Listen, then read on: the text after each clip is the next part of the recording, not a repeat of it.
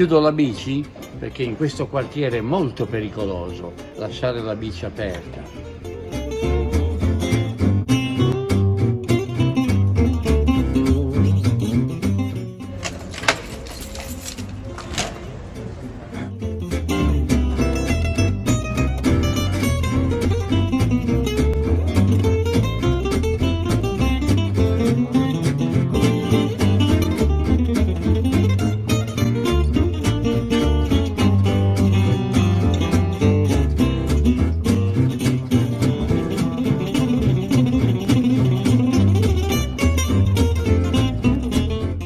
No, c'è un sassolino.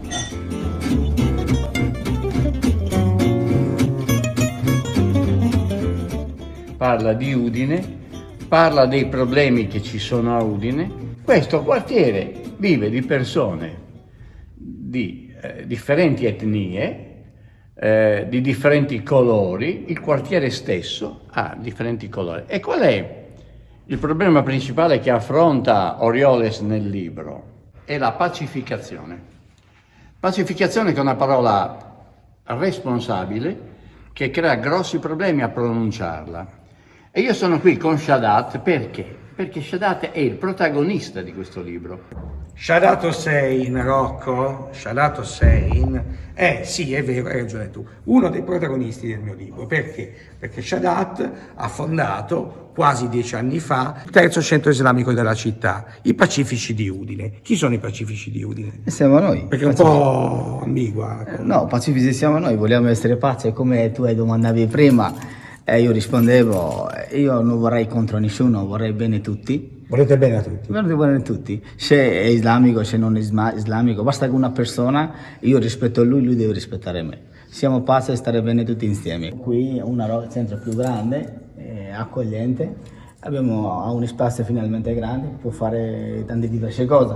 Come ogni tanto vieni Rocco Bortone e anche Marco, infatti, e vengono a festeggiare, e allora possiamo spazio. Qui dobbiamo ricordare che questo centro è talmente aperto al mondo esterno che abbiamo organizzato diversi incontri aperti al pubblico, addirittura l'aperitivo dadaista, esatto. E ci siamo divertiti un sacco. E tutto questo grazie a te.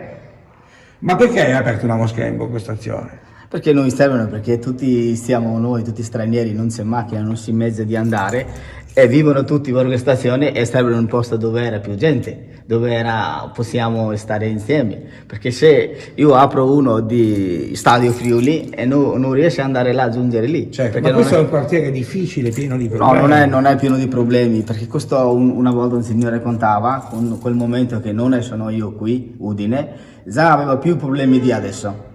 Molto più problemi di adesso. Adesso sì, noi siamo angeli, siamo tanti, ce n'è anche un po' matti, diciamo, fanno anche cose brutte. Noi cerchiamo di combinare la roba, essere perfetto, essere giusto, però uomo non è giusto mai perfetto, perché vogliamo stare bene, stare vicini, come...